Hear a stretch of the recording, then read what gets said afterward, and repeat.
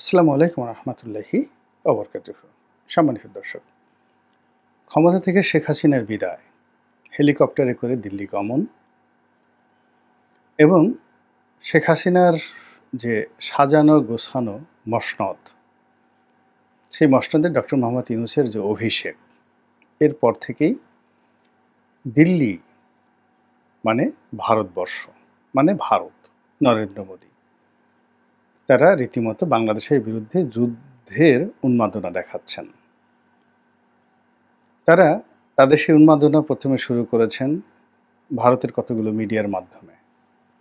বিশেষ করে কলকাতা কেন্দ্রিক যে কতগুলো মিডিয়া রয়েছে, তাদের এত আপত্তিকর এবং এত উত্তেজনাকর যে খবর, আলোচনা, অঙ্গভঙ্গি, ওগুলো দেখলে বাংলাদেশের নাগরিক হিসেবে নিজেদের অঙ্গ জ্বলে যায়। তাদের দৃষ্টিতে বাংলাদেশ একটা তেলাপোকাও নয়, একটা পিঁপড়েও নয়। ভারত যদি একটা টিপ মারে, জাস্ট একটা দু আঙ্গুল দিয়ে একটা টিপ দেয়, ওটা সহ্য করার ক্ষমতা বাংলাদেশের নেই। তারপর তাদের আরও প্রচারণা হলো যে এই বাংলাদেশকে তারা খাইয়ে রেখেছে, তারা পেঁয়াজ না দিলে, আলু না দিলে, মরিচ না দিলে আমরা কি বাঁচতাম? তাদের গম খেয়ে আমরা বাঁচি, তাদের চাল খেয়ে আমরা বাঁচি, আমাদের এত দাপট কিসের? তারা যদি আমাদের দেশের মানুষদেরকে চিকিৎসা না দিতেন, কলকাতার হাসপাতাল, মুম্বাইয়ের হাসপাতাল, তাহলে আমাদের দেশের মানুষ কি বাঁচত? 18 কোটি মানুষ এতদিন 9 কোটিতে পরিণত হয়ে যেত। তারপর তাদের বক্তব্য হলো যে এই জাতিগোষ্ঠীর সৃষ্টির পেছনে ভারতের অবদান, বাঙালিরা কিছু করেনি, কোনো মুক্তিযুদ্ধ, কিচ্ছু না। মুক্তিযুদ্ধকে যদি গত সেই 30 বছরে কেউ অস্বীকার করে থাকে, 50 বছরে কেউ অস্বীকার করে থাকে, এই প্রথম দেখলাম ভারত অস্বীকার করেছে। তাদের বক্তব্য হলো ভারতীয় সেনাবাহিনী পাকিস্তানের বিরুদ্ধে যুদ্ধ করেছে, যুদ্ধে জয়লাভ করেছে, তারপর পাকিস্তানি সৈন্যদেরকে বন্দি করে বাংলাদেশ থেকে নিয়ে গেছে, আর এই ভূমিটিকে খালি করে আওয়ামী লীগের হাতে এদেশের শাসনভার তুলে দিয়েছে। ফলে স্বাধীনতা, সার্বভৌমত্ব যা কিছু হোক না কেন, এগুলো ভারতের দয়া। এই সকল কথাবার্তা বলে, ক্রমাগত বলে, তারা রীতিমতো বাংলাদেশ এবং ভারতের যে সম্পর্ক জনগণের পর্যায়ে, এখানে একটা বিষক্রিয়া তৈরি করে ফেলেছেন। অনেক লোক আওয়ামী লীগ করেন, শেখ হাসিনা যাওয়ায় খুবই ব্যথিত, কিন্তু এ সকল প্রচার প্রপাগান্ডা শুনে তাদের মাথা ঠিক নেই। আর যারা ভারতকে পছন্দ করেন না, আওয়ামী লীগকেও পছন্দ করেন না, তাদের কথা হলো যে তুমি তো একে তো পালিয়ে গিয়েছো, দ্বিতীয়ত সেখানে গিয়ে টাকা দিয়ে, পয়সা দিয়ে এ সকল সাংবাদিককে কিনে ক্রয় করে যেভাবে দেশ বিরোধী প্রচারণা চালাচ্ছ, এই বাংলার জমিনে তোমার আর জায়গা হবে না। এইরকম একটা জনগণের যে মত এবং অভিমত তৈরি হয়ে গেছে, এটা হলো বাস্তবতা। ফলে কি হলো আপনি দেখুন, আজকে 8 মাস 9 মাস হয়ে গেল আওয়ামী লীগের পতন, কিন্তু তাদের কোনো কার্যক্রম করার ন্যূনতম যাকে বলে সুযোগ বাঙালি দিচ্ছে না। তাদের কোনো লোক প্রকাশ্যে নেই, সভা সমিতি সেমিনার তো দূরের কথা, রাজপথে চায়ের দোকানে তারা তাদের যে পরিচিত স্থান সেখানে তারা থাকতে পারছে না। কক্সবাজারের লোক চট্টগ্রামে, চট্টগ্রামের লোক ঢাকাতে, ঢাকার লোক ময়মনসিংহ, এভাবে তারা পালিয়ে বেড়াচ্ছে।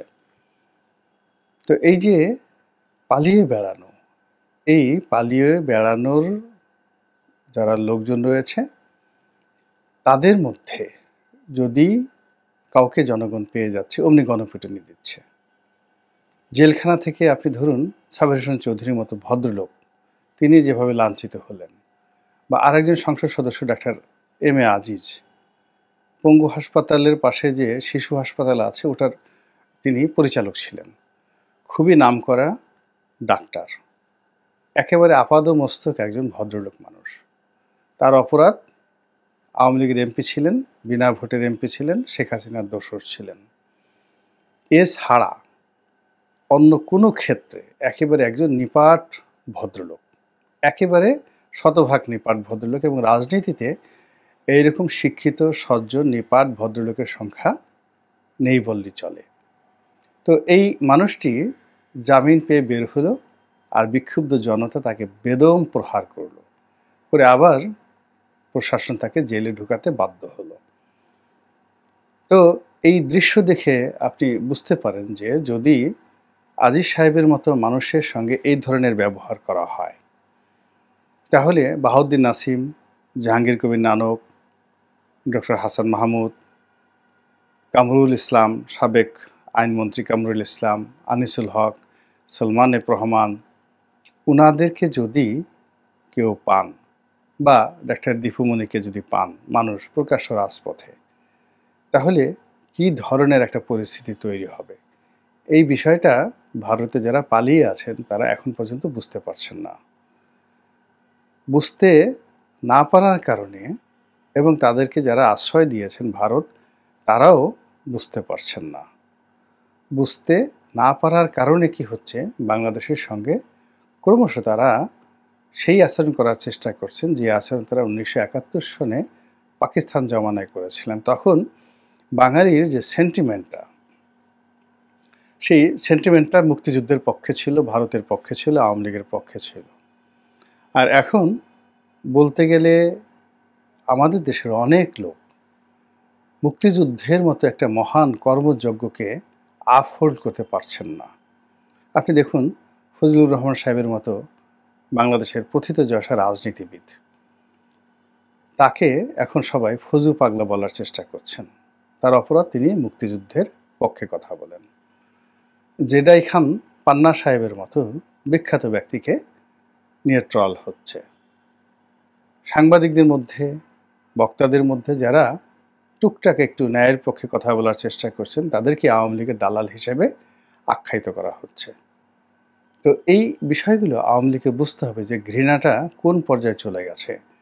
এমন পর্যায়ে চলে গেছে যে তাদের ভালো কাজগুলো বলার মতো অধিক্ষেত্র এখন এই বাংলায় নেই। তো এরকম যখন কোনো একটা পরিস্থিতি তৈরি হয়, এমনকি এরকম একটা পরিস্থিতি যখন মধ্যযুগ তৈরি হতো, তখন জনগণের মান ভাঙানোর জন্য সেখানে নানা রকম উপকরণ তৈরি করা হতো। ইতিহাসের একটা কাহিনী বলি। মহামতি সাইরাস দ্য গ্রেট, তিনি সাইরেনিয়ার, অর্থাৎ এখন যে তুরস্ক, সেই তুরস্কের একটা এলাকা তিনি দখল করলেন। ওরা খুব যোদ্ধা জাতি ছিলেন, কোনো অবস্থাতেই সাইরাসের এই আধিপত্য মানতে পারলেন না। এমনকি সেখানকার যে রাজা ক্রেশাস, তিনিও আনুগত্য প্রকাশ করলেন এবং মহামতি সাইরাসের প্রধানমন্ত্রী নিযুক্ত হলেন। কিন্তু কোনো অবস্থাতেই জনগণ মেনে নিল না, তারা যুদ্ধ শুরু করে দিল। তো এই অবস্থাতে সাইরাস বললেন যে না, এদের সাথে যুদ্ধ করা যাবে না, এদের মন ভাঙাতে হবে, মান ভাঙাতে হবে, অভিমান ভাঙাতে হবে। কি করা যায়? তখন তিনি ওই আমলে সেই রাস্তার মানে কিনারে কিনারে টনকে টন খাদ্যশস্য তিনি বিলিয়ে দিলেন, যেন জনগণ এসে অনায়াসে সেই খাবারগুলো পেতে পারে।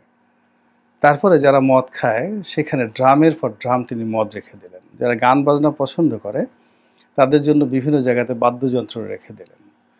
তারপর মধু, যারা মধু খেতে পছন্দ করে, সেই মধু রেখে দিলেন।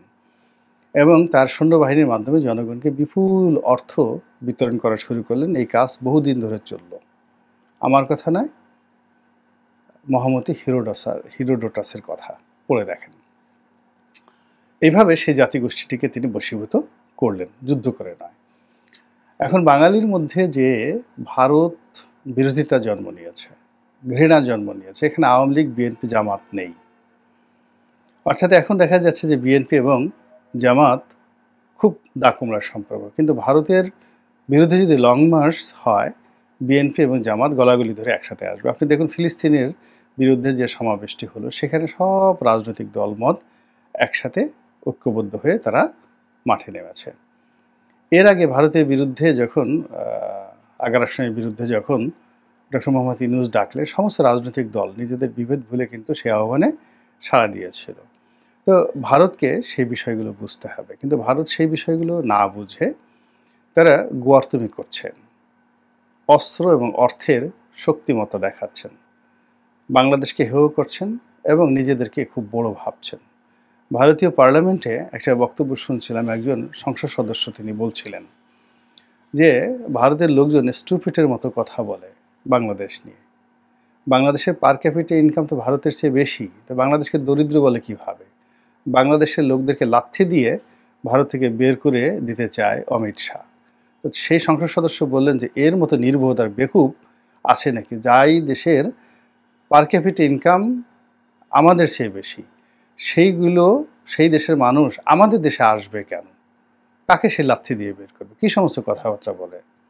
২ নম্বর হলো যে তাদের শিক্ষা দীক্ষা এমন পর্যায়ে চলে গেছে যে বাংলাদেশ একটা ছোট রাষ্ট্র আর ভারত একটা বৃহৎ রাষ্ট্র, কিন্তু তারপরেও এই মুহূর্তে ভারতের ৮,০০০ ছাত্র ছাত্রী বাংলাদেশের স্কুল মানে শিক্ষা প্রতিষ্ঠানগুলোতে পড়াশোনা করছে, আর অন্যদিকে ভারতের শিক্ষা প্রতিষ্ঠানগুলোতে মাত্র ৩,০০০ বাংলাদেশি ছেলেমেয়ে পড়াশোনা করছে।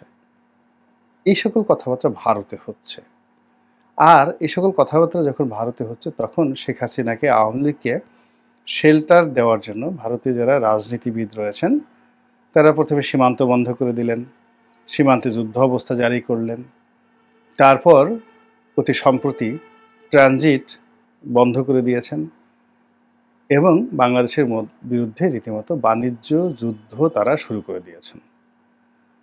যে পণ্যগুলো একেবারে তাদের এক্সপোর্ট বাংলাদেশ ছাড়া অন্য কোথাও এক্সপোর্ট করার কোনো সুযোগই নেই, সেই পণ্যগুলো তারা এক্সপোর্ট করার চেষ্টা করছেন বাংলাদেশে, আর যেগুলো অন্যত্র এক্সপোর্ট করার সুযোগ আছে সেগুলো বাংলাদেশে এক্সপোর্ট করছেন না।